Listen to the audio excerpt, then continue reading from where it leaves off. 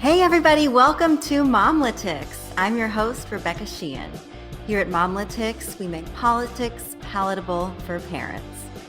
So today's topic is one that's probably been intriguing to many parents disillusioned by our country's public school system. And to others of you, it's one that's become pretty familiar because you're already doing it. Homeschooling.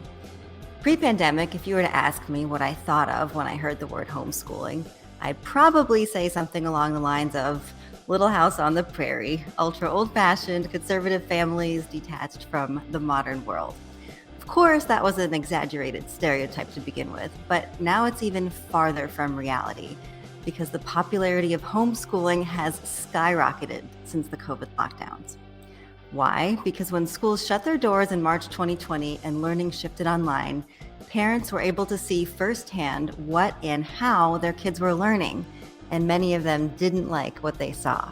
This disillusionment has led to parents becoming more politically active, many attending school board meetings for the first time, and of course then being labeled terrorists by U.S. Attorney General Merrick Garland for their concerns and impassioned pleas. But on the bright side, they become an essential new voting bloc advocating for more say in their kids' education. Disillusionment with public schools has also led to declining public school enrollment. Kansas City, for example, saw the lowest public school enrollment in a decade. The number of kids enrolled in charter schools was actually higher for the first time ever.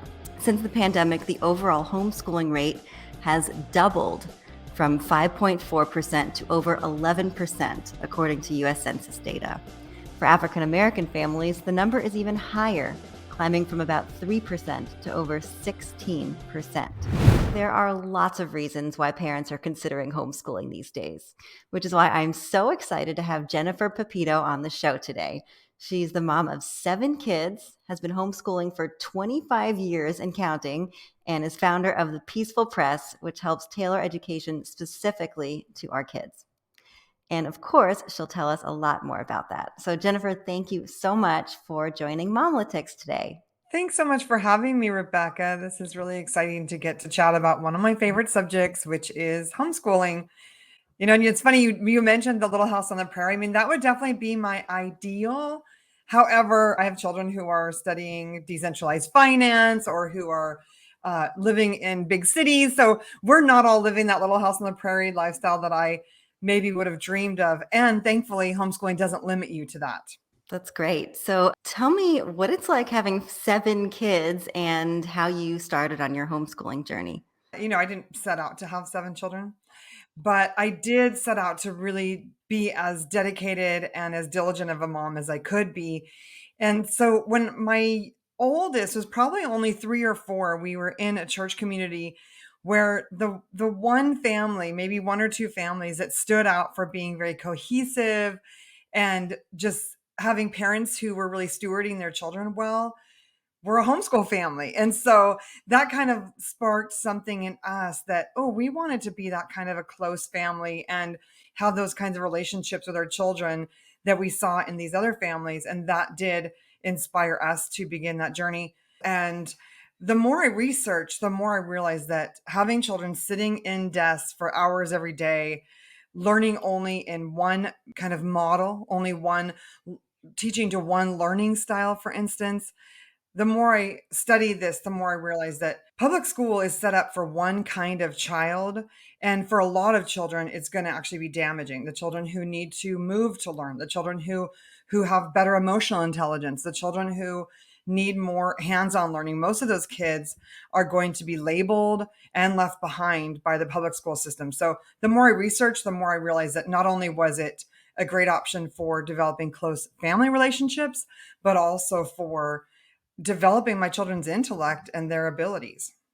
I'm sure too, having 7 children, you could see firsthand how unique children can be.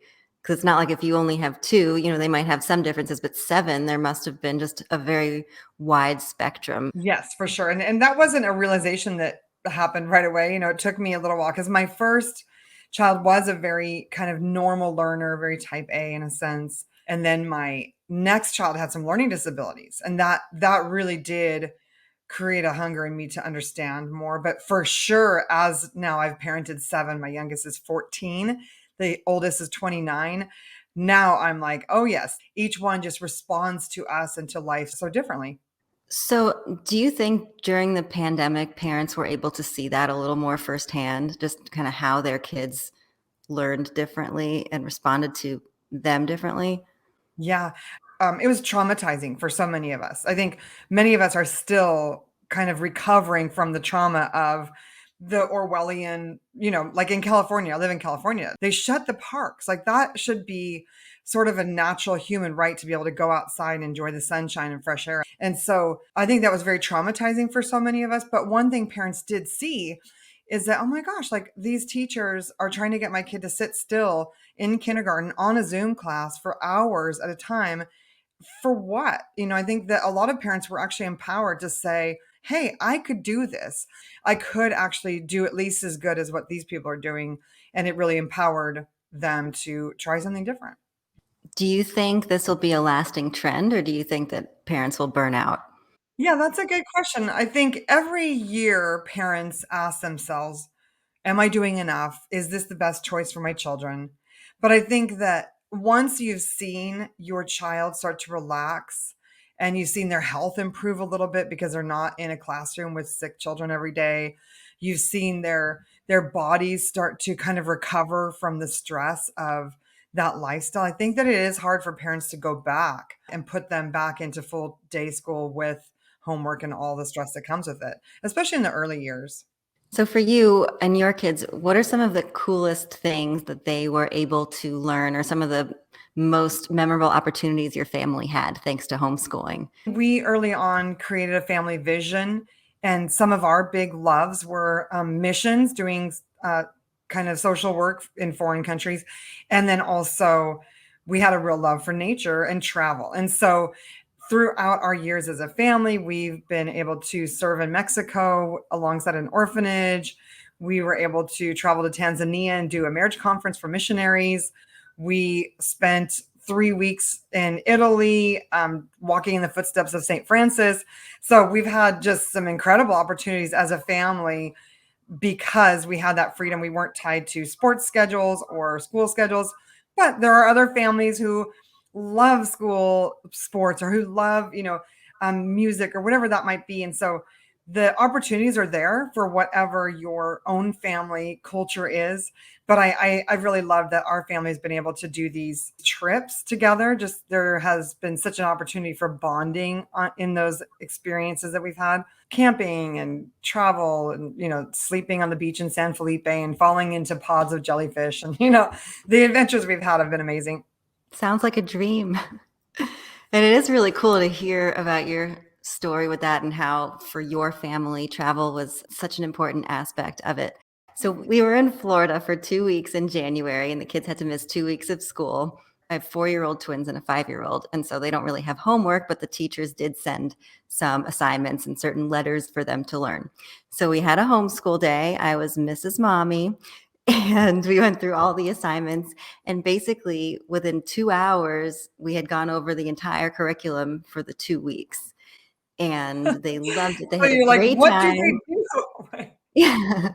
And then we did science class at the beach. We learned about waves and erosion, and we were observing a surfer, so learned about surfing, and they just had the best time. And I mean, of course, we really love our school now so much. And so I don't want to homeschool them necessarily, but I just came away with such a profound appreciation for homeschooling and what it could do. It's amazing that you had the direction and intentionality as a mom to say, our kids are in school and we're grateful for this school, but we want to take a family vacation and we're going to do it. And I think that is what is going to save kids in schools is for parents to be aware enough that they say, okay, I can see my kids need a break. And so we're going to take a break and we can take some homework with us or ask the teacher for assignments, but we're not going to be a slave to the school schedule. We're the parents. We're going to set the pace. I think that's so important. To parents listening or watching and thinking, this sounds amazing, but I don't know that homeschooling's really for me. How can they utilize some aspects of the benefits of homeschooling, even if they don't homeschool full time? Yeah.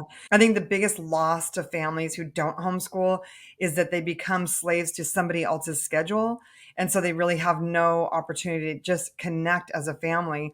And it's that bonding, that connection that really helps children become mature and emotionally healthy adults. And so even if your kids are in full-time school, maybe pushing back a little bit on homework so that in the evenings you as a family could play a game together or read a story together. Make sure that you carve out time just with your children to connect so that they aren't being absorbed by a peer group and being overly parented by their peers. It's a great point. And sort of on that topic, what's your stance on cell phones and social media use? My 16-year-old has a cell phone with some social media access, but the youngest, I have him on a Gab phone. I have a link in my Instagram profile for that, which is amazing because you can call and text with that, but there's no access to social media. And just it saves our kids' brains. Like it is really hard once they have access to social media to pull back from that.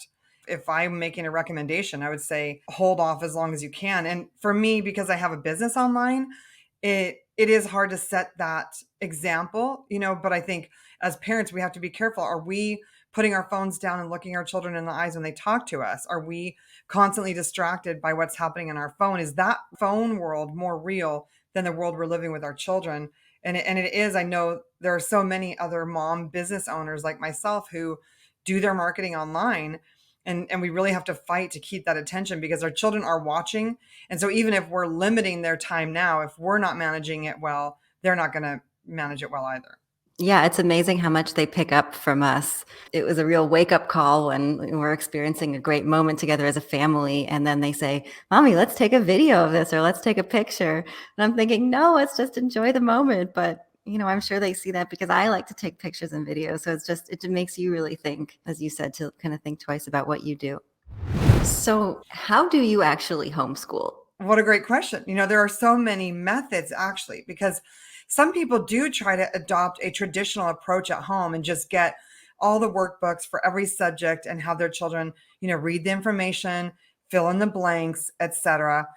That would be called traditional homeschooling. But then there's a wide range of other alternative education methods, such as Waldorf, Charlotte Mason, unschooling, and classical. And with Charlotte Mason and classical, instead of reading a text and filling the blanks, there's a big focus on real books, on stories that make your heart sing. So in my homeschool program, The Peaceful Press, we read books like the Little House on the Prairie series, and then we shake cream into butter and we draw a notebook page about the parts of a cow. And, so there's all this kind of holistic learning that is centered around a beautiful story. And I think our children with this literature-based method, they retain so much more information because they are interested. Like if you think about your own school experience, probably the things that you really remember involve some kind of hands-on exploration. For me, I can really remember making pretzels with a teacher or going out into a nature area with another teacher. So these explorations are part of what makes the learning stick. Instead of just pushing children through a core of information and being like, oh my gosh, they're going to fall behind if they don't learn everything they need to know in fourth grade and everything they need to know in fifth grade, recognizing that what we really want to do is cultivate a desire to learn, a love of learning, give them a feast of information through beautiful stories. So each day in our homeschool, we read some scripture, we read a chapter out of some kind of a read aloud section. We write about what we read, and then we do some math. And for my, now my children are high school, junior high. So there might be foreign language or a science textbook or some other more upper grade textbooks that they're using. But the core of our learning as a homeschool family with the Charlotte Mason method is reading out loud and then talking about or writing about what we read. So if parents watching or listening are interested in exploring homeschooling, are you saying that you would recommend sort of researching the different methods, choosing one, and then going through that method, basically? For sure. And, I think that a parent's own philosophy of education might change a lot as time goes on. Maybe I had a few more textbooks in the early years than I do now. So I think that as parents develop confidence and as they see how children learn, it helps them simplify where needed. For instance, teaching the art of communication is a big part of education, right? So a child goes to school, they take a spelling workbook, they have a reading comprehension workbook, they have a phonics workbook, they have a grammar workbook. Well, what if you could, instead of doing all that, read a story, talk about the story, write about the story, maybe point out some of the grammar or punctuation of the story, and then maybe copy a few sentences and underline something or take note of something. All of the same thing is being accomplished, but you're doing it through a beautiful story instead of a stack of workbooks. So I think that as parents develop confidence and as they do some research, it does simplify and they do gain that confidence that helps them break off the beaten path a little bit. So, what would be your best advice for parents that are just starting on the homeschooling journey or who maybe have started it but are kind of doubting their abilities? I think one of the best things to read is probably Weapons of Mass Instruction or Dumbing Us Down by John Taylor Gatto. We have been taught by the system to doubt ourselves. You think about schools, how they're set up. Like if you ask a question in your school classroom that is odd, or if you are odd, you are instantly kind of demeaned or diminished in some way. And obviously that the cultural definition of what's odd changes all the time because 20 years ago, what was odd and might have been mocked now is being celebrated. And so that changes. But seriously, schools are geared towards making everybody conform to a norm. And so, there is going to be some lack of confidence as parents get started. That is just a natural thing because we've been taught by the culture to conform to culture. Another book that I really love for just getting started is Passion Driven Education by Connor Boyack. He produces the Tuttle Twins books, and it's just a really simple book about homeschooling, very approachable and really encouraging. Makes it seem like you could do it, like anybody could do it. There's a lot of free resources that parents can get access to that can help them develop that confidence and know how to get started. That's awesome. And I will definitely provide some links to those books that you mentioned afterwards. And of course, The Peaceful Press. But it's interesting you're talking about how unique kids are sort of forced to conform or made fun of. Can you talk about the benefits of homeschooling in terms of the mental well-being of kids who are homeschooled and their academic achievement as compared to academic achievement in public schools? The research does show that there are wonderful outcomes with homeschooling. There was a man named Brian Ray who did a lot of homeschool research on outcomes.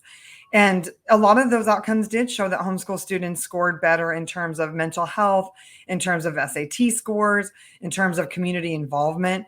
And, obviously it does depend on the atmosphere of the home. Like if you are homeschooling and you have a mental illness that you're not dealing with, then your child might have a rougher outcome than a child in a school.